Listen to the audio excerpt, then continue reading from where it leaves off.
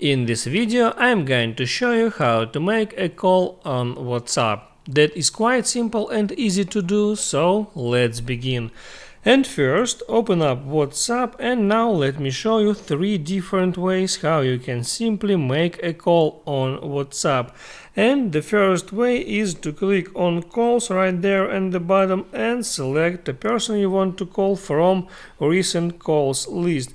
Just hit on the person's name and now you see that the call is already started. Another way to make a call is to hit on that phone icon with plus sign. It opens up my contacts, and now there I can search for some specific person that I want to call. I can use search bar for that, and now I can hit on that phone sign to call to any person from that list.